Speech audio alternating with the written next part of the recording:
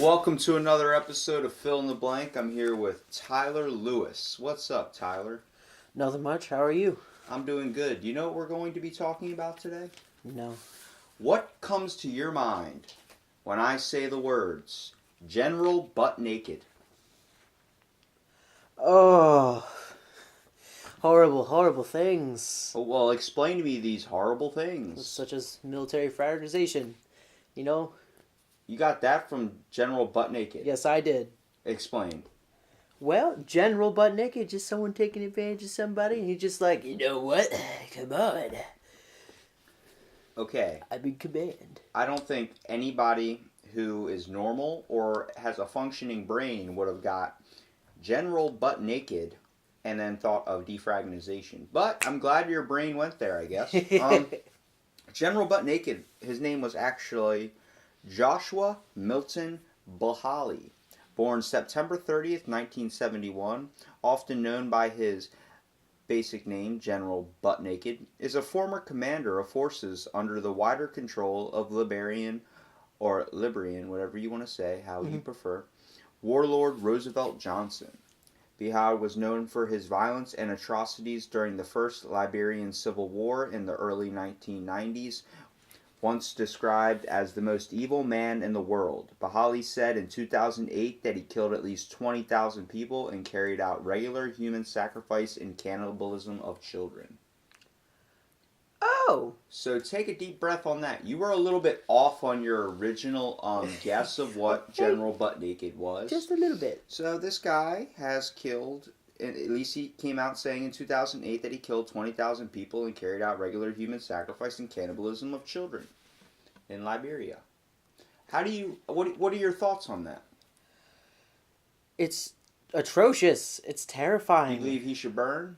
Burn in many different ways, yes. Sodomy. I might be able to change your opinion on the way you were reading this. Because what I found researching more into what it is, it happened to be a cultural influence type thing.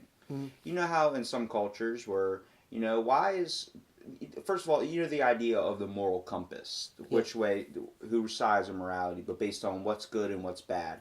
Those vary from place to place, depending on your culture, depending on your environment, depending on how you're raised. So our definition is going to be different from a definition of someone in South Africa.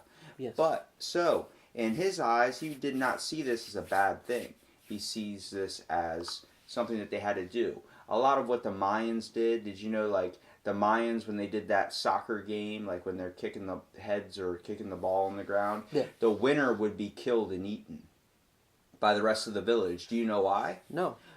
It's the whole aspect of they're the greatest warrior. They're the ones that triumphed. So then they have to feed the rest of them with their nutrients and their sacrifice to the gods. Yes, so the others can grow to be as strong or aspire to be as strong as them. Yeah. But see, if I explain it like that, it makes sense. Yeah. But you wouldn't do it here because of how you were raised. But them, they didn't know any better. So when he came out here in 2008 saying he did all these terrible things and everyone looks at him and hates him, that guy's a terrible person. It's like, did he know any better? Did he have the knowledge that we have? Or is it just the way we think is different from how they think? Probably just the way we think. Exactly. And plus, war is war. Well, Bahali has stated that he was originally a tribal priest. Since the war, he was converted to Christianity and became a preacher. See, now that I said that, it kind of takes the stigma of him eating babies and eating people, right? Yeah.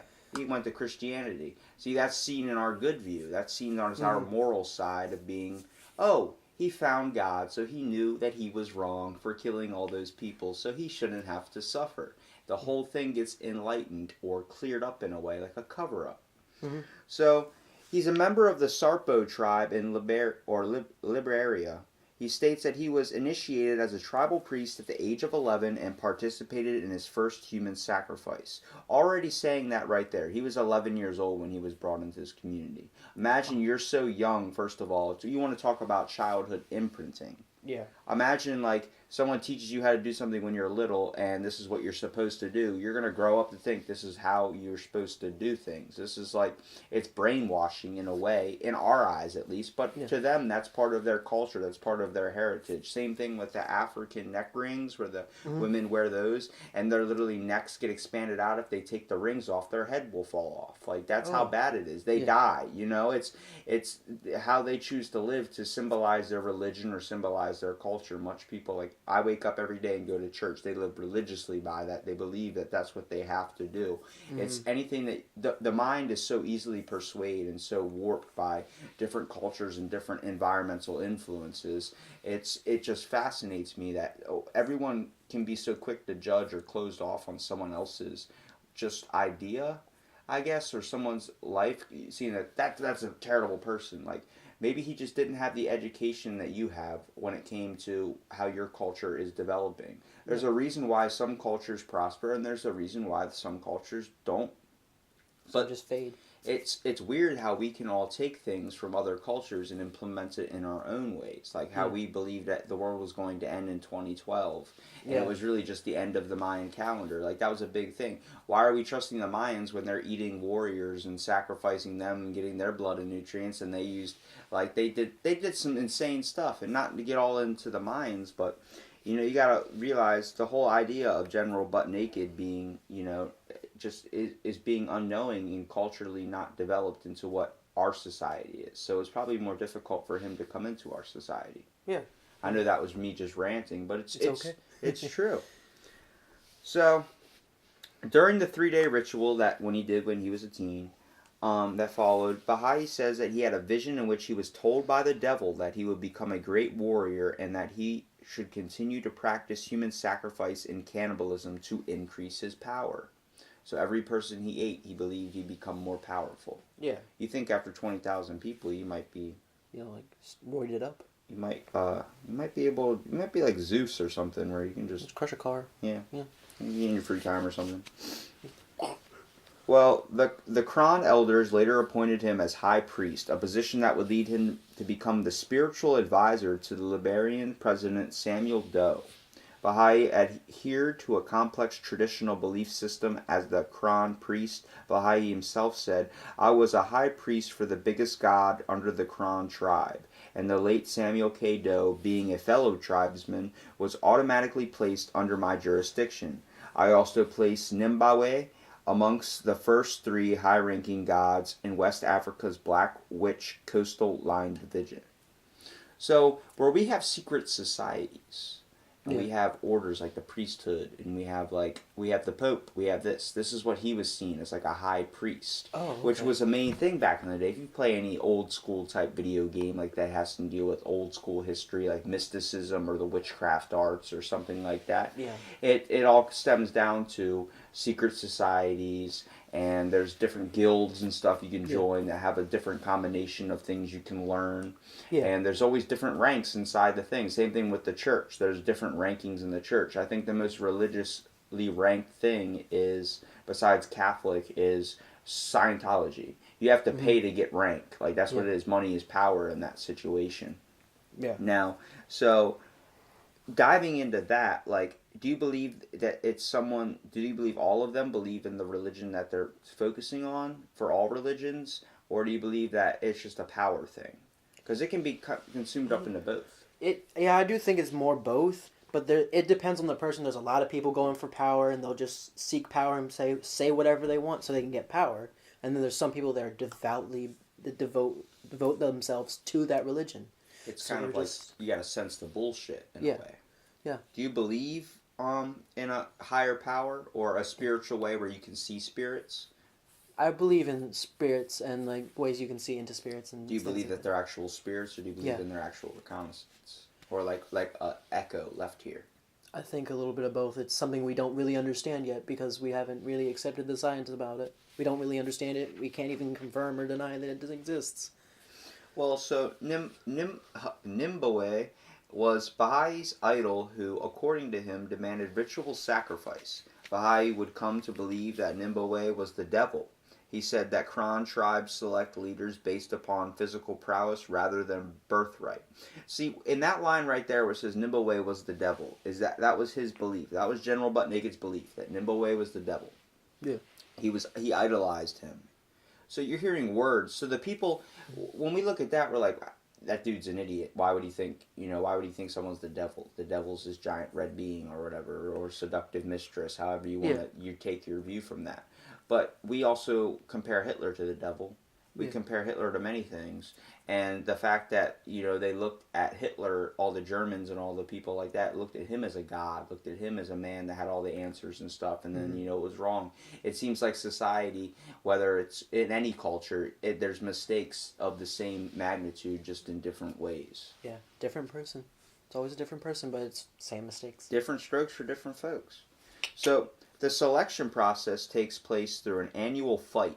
Okay, so these guys are like gladiators. So that's like us, okay? Yeah. Gladiators, all right? We're talking about Roman Colosseum type stuff. So, whoever's going to fight to be the best. The traditional fight was a no-holds-barred affair. The eventual victor was allowed to kill and maim to show his strength and bravery. The strongest or last man standing after the bloody contest will take over the birthright and the headship of the tribe. The headship? The leadership. Like you're gonna become you're gonna become King Asawamaweka. Oh, okay. You're gonna be the big guy, the big chieftain. Everyone comes to and feeds you with apples and grapes but that's like the Roman Colosseum, so that's not out of, like, people read that and like, okay, well, we did that too. Now, imagine if there was definitely cannibalism in our time history. We definitely have tried it. I'm not saying it's not, but maybe it's hidden more or not as known as a lot of other things, but it comes down to the factor of we can't judge a book by its cover. We can't judge this man for his past sins. The same thing with Christianity's belief is but why do you have to come and find Christ or find God for these people to accept him for his sins on that? I don't think it should be that. I think you should check the person and see if what's going on. Hear his side. Hear his story. Get both sides of the story. You don't have an argument and then try and understand someone else's view. Yeah. It sounds like I'm trying to sway you to like General Butt Naked, but I'm trying to get you to look at his story as a different opinion. He did lead an army of 200 child soldiers, and they all fought naked. All he wore was a hat and like a beret, and he wore leather shoes, which is really weird. Why just leather shoes? And an AK-47. You got to think the cold metal hitting your skin, and you got your crotch flapping in the breeze. Yeah. I mean, it's a sign of power for sure, but... I mean, I guess he wanted to protect his feet? That's the only thing he wanted to protect. Got to protect the feet and the hat, or the hair. Yeah. Yeah. I mean, you got to keep the sun. Well, let's talk about his battles. Yeah. Okay, so in battle, Baha'i said he led his troops naked except for shoes and a gun. He believed that his nakedness was a source of protection from bullets. Okay, yeah. The less armor or clothes you have or protection is probably the best. Baha'i now says he would regularly sacrifice a victim before battle, saying, usually it was a small child, someone whose fresh blood would satisfy the devil. Okay, even I think that's a little bit nuts. A little far. Someone's probably watched a little bit too many Rob Zombie movies. He stated to the Seattle Post-Intelligence, sometimes I would enter under the water where children were playing. I would dive under the water, grab one, carry him under, and break his neck. Sometimes I'd cause accidents. Sometimes I'd just slaughter them. In January 2008, Baha'i confessed to taking part in human sacrifices, which included the killing of an innocent child and plucking out the heart, which was divided in pieces for us to eat. Okay, now he messed up. That's not okay. He made a mistake, a big boo-boo. Yeah. But what's the difference between... That's more animalistic, in my opinion. Just when it comes to... What animal do we know in Africa that takes down deer out of the water or takes down an animal when they're drinking water? Alligators. Exactly. And what do? They bring them down, crunch them, and then let them bleed out, and they spin them, break their necks, do whatever they have to. He's doing the exact same thing. Now you see where you can go, how could someone think or even think to do that? You know how I think? They're growing up in that area. They're seeing the animals. They're living culturally like the animals. They're living in a barbaric way, in our opinion at least. Yeah. And they're taking things from these animals. That's how we raised. We saw, like when we were first starting out, cavemen, when we saw that, we learned from watching. We learned from things happening around us. That's what they did. They learned from alligators, antelopes. They learned from jaguars, and they learned from the animals around that time period. They learned that an elephant, when it takes water out of a watering hole and puts it, carries it in its arm or puts it in its trunk, it's storing it. That's an idea to create something that to contain a liquid for us, so we can be able to carry water from lake to lake, so we can be able to feed our people back home and not have to walk them all the way to miles and miles. You know what I mean? Yeah, to the watering hole. That gives you another aspect of looking at that. Yeah, it's like the eventual way to create them. But if I wouldn't have said that, would you have come to that conclusion off of just reading that he killed that and ate a baby before, or ate somebody before? No. Yeah, exactly. You gotta. It's sometimes really hard, but you have to look at both sides of the spectrum. You have to grab yourself and be like, wait, let's think about this first. Don't hit him. Exactly. Don't kill the young boy who's just showering off in the water. He's swimming in dirty water. That kid probably peed in there. He had his mouth open. It was Joke's on you. No. So Baha'i claimed to a South African Star reporter that he, quote, met Satan regularly and talked to him, and that from age 11 to 25 he took part in a monthly human sacrifice. In his account of a typical battle, Baha'i said, "So before leading my troops into battle, we would get drunk and drugged up, sacrifice a local teenager, drink the blood, then strip down to our shoes and go into battle wearing colorful wigs and carrying imaginary purses we looted from civilians. We'd slaughter anyone we saw, chop their heads off, and use them as soccer balls. We were nude, fearless, drunk, yet strategic. We killed hundreds of people, so many I lost count." Barbaric. That's one way to put it. I mean, he got drunk and drugged up, so I guess you can blame it on the Molly and the perk. But he sacrificed a local teenager. It's just like if you were explaining to someone what you did when you went out drinking. It's like, I went out drinking. Went to this bar. Went to that bar. Got gas in my car.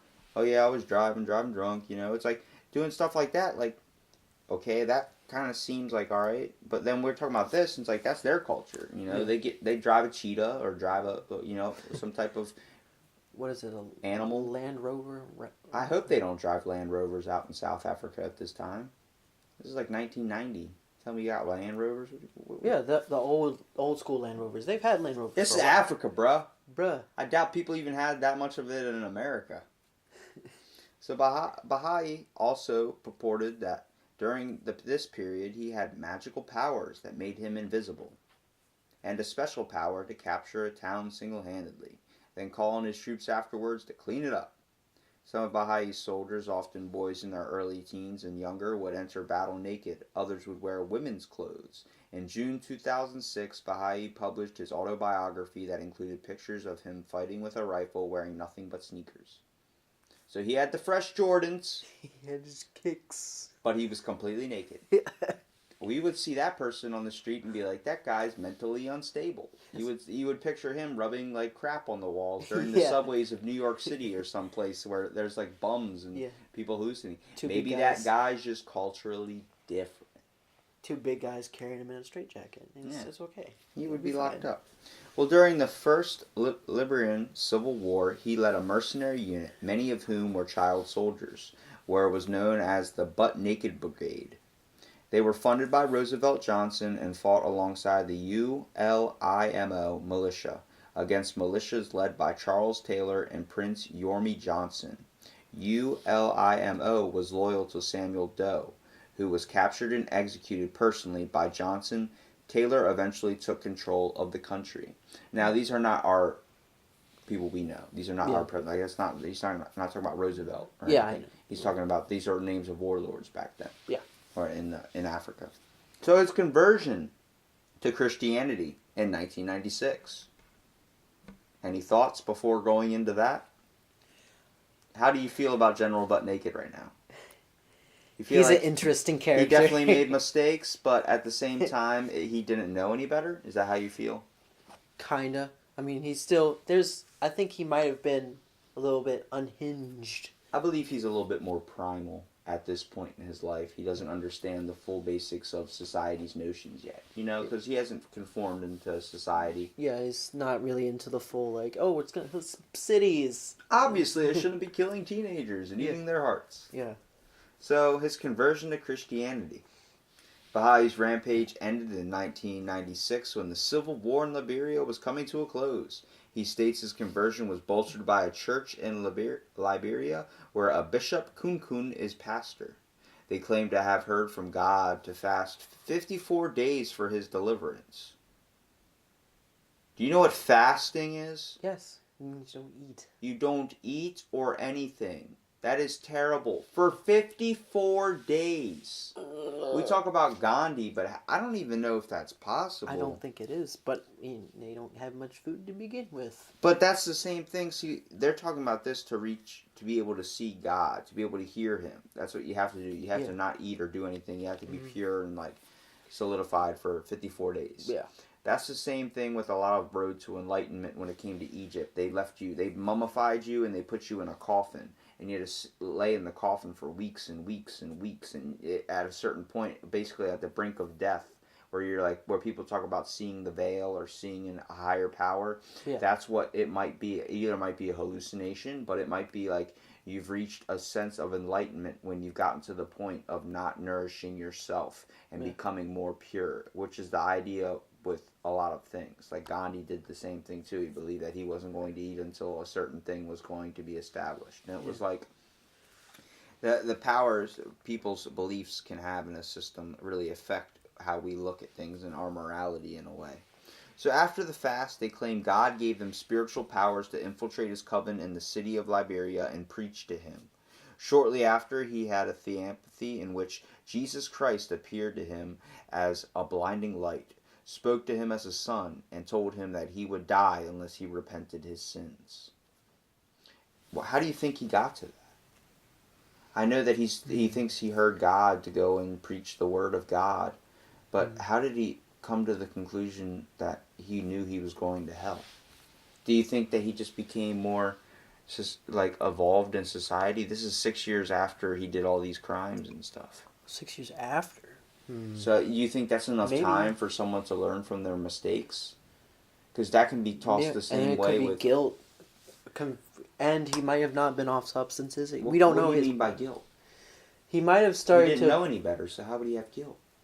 Oh, he was still in the aspect of thinking that he was... He just became into Christianity. Okay. I was gotta compile all these thoughts together real quick. So wait, Christianity, did that change his perspective? Just diving into the realm and then fasting for 54 days where he saw God, you think learning about Christianity and probably reading the Bible, it's not mentioned, but he probably read it. Yeah. That's like the first thing you do. I'm pretty sure every church has a Bible and the seat behind it. Yeah, every seat has the Bible. Yeah, so it's like he obviously read it and he obviously found his own sense of what was wrong and what was right, and maybe that's where his guilt came from. Yeah. A sense of looking at it. Do you believe he might have saw the faces of the people he's killed? In his sleep, it made it kind of difficult to sleep at night? Yeah, I've heard that actually is an account of many people that have... Like who? A lot of soldiers, unfortunately. Because you're not... Unless like PTSD? Yeah.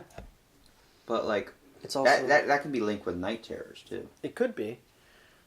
But so his whole change became when he, came into Christianity, but learning a little bit more about it. So now he's following what we see, what we follow, what we believe is what's wrong, right? I'm not saying you and me, but our society. Yeah. Judeo-Christianity. In 1997, he traveled to the Buddha Burum refugee camp in Guyana. It was a camp, he recounts, that he made his confession for his sins at a church and his life had been saved. When he goes out to preach now, he says he sometimes encounters relatives of his victims. I feel very bad, so bad, he said, but he insists it was his satanic powers that possessed him in the past, and he cannot be held responsible. He has since expressed willingness to be tried for war crimes at The Hague. So he's willing to accept his punishment, if there is one, but he doesn't believe he was wrong because he didn't know any better. It's the same thing I explained. But people should be like, he should still burn, And maybe after this, what I tell you, you might think differently.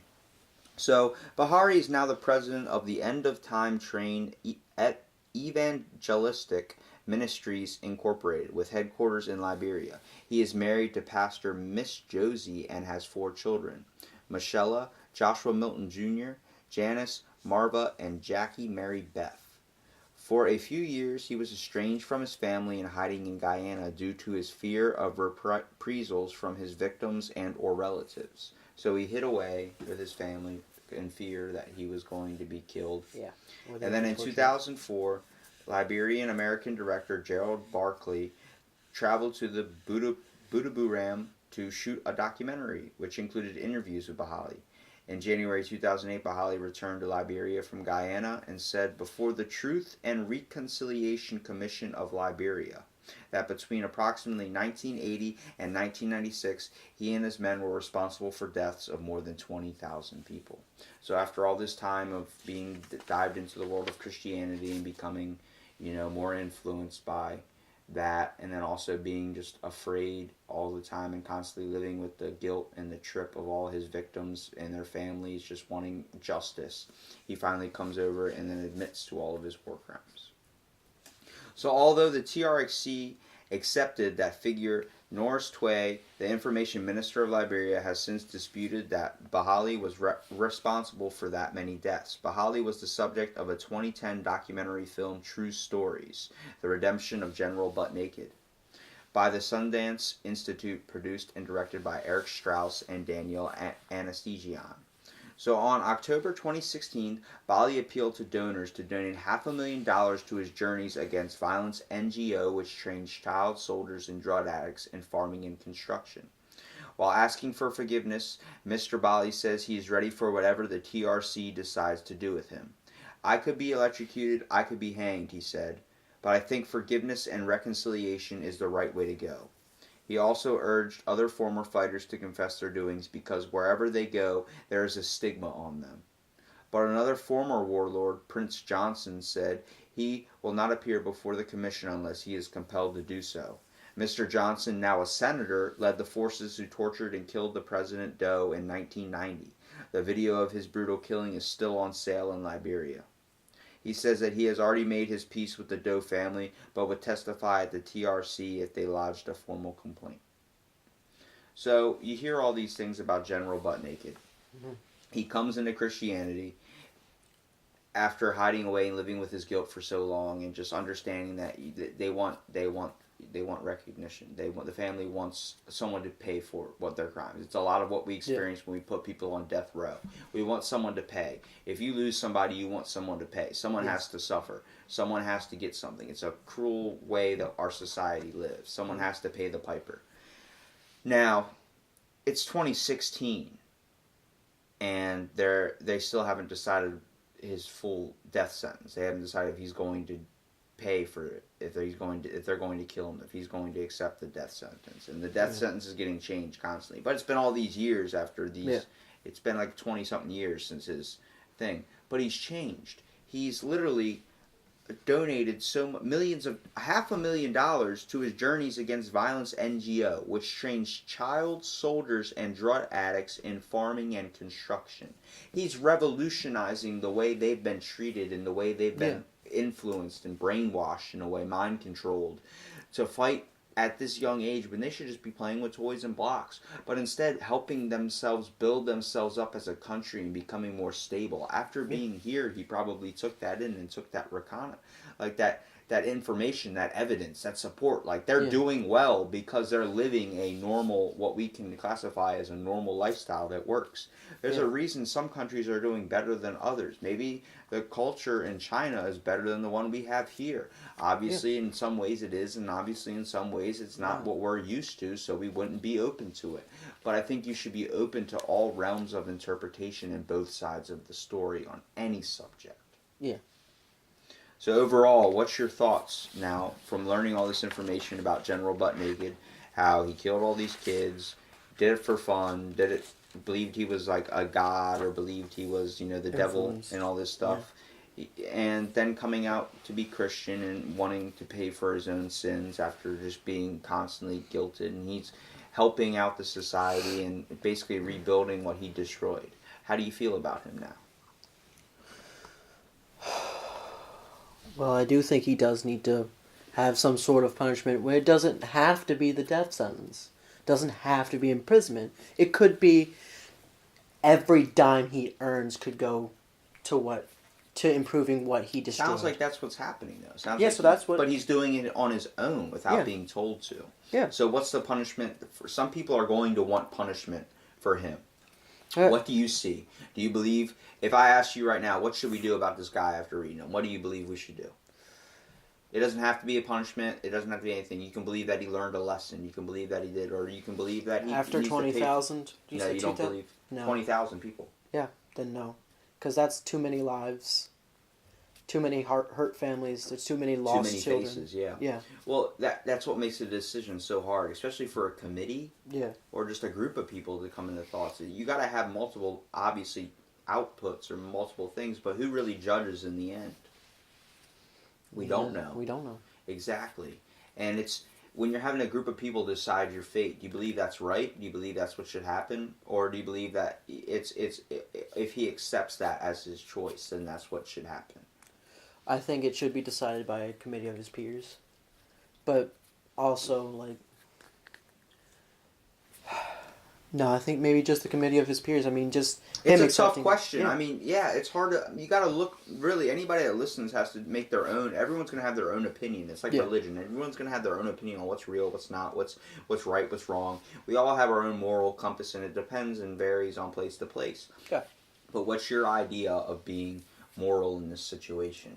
In my opinion, I believe that he was very culturally heavily influenced, and what he did was terribly wrong. But the fact that he's trying to make up for it in his best way shows a notion of that he's willing to put in the effort and pay for his crimes. Now, do I believe he should pay for something? I believe that he should definitely have to go to those families for sure and apologize to every single one. I don't care how many it is, but you should apologize for the people that were immediate family that lost that loved one. Yeah. And he should take whatever slap, punishment, or whatever they try and stab him. He should take that at each hand and let them deal with it. That's not for a committee to decide. That's for them to decide. That's for the families to decide. Obviously, they're going to want retribution. They're going to want his head to hang. But maybe if they heard him in a plea or heard him explain his side and understand where he's at now in his life, that they could see that he's changed. Because that's all we accept, change. Yeah. That's all. Our belief is that life can change. Life can get, we can change things. Yeah. Why can't someone change them, and why can't we change our view on somebody just by hearing both sides of the story? I turned General Butt Naked into a very deep podcast. You like that? Yeah. That's crazy, right? You thought this was going to be a joke. It's kind of a joke, though. But, I mean, you got to think, dude. What is the definition of change? And how can we implement that in our own lives to function better than General Butt Naked? Besides not killing people. Yeah, I was about to say, I'm not killing children and sacrifices, besides the point. But I think change mostly is just always willing to do something different. Or, not always, but it's willing to do something different. Even a little bit of a tweak is still change. Like, instead of with a guitar, strumming one string, you strum another string. That is change. And I think the steps to change your life and make it different. Yeah. But not... You have to look at morality. Yeah. What are your views on morality? That's the question I want to leave with is, what is your basic views on morality? For anybody out there listening. I feel like right and wrong is very simple. But, I mean, like, to me, it's just very simple where it's like, if it hurts someone, it's wrong. If it doesn't, it's right. But that's how you were culturally raised. Yeah. So the question is out there, what is the true definition of right and wrong? And is there a true definition of right and wrong? I think there can be. But it would take a lot of time and a lot of people to figure it out and be like, all right, guys. So clearly, we shouldn't slap this child or we should slap this child. Depending on their behavior. But like I said, it depends on the crime, right? Yeah. Exactly. So that's situational. It's a situational and culturally. This is a cultural problem and a situational problem that we had, and it's a story that developed from that. Yeah. So everybody out there, thank you for listening to this episode. Thank you, Tyler, for being on and listening to General Butt Naked's story. Yeah. But take your own way of evidence from this. Decide to look it up to yourself. Decide to watch the documentary and understand what he was dealing with and try and see both sides of the story. It's a good aspect that you should have on life.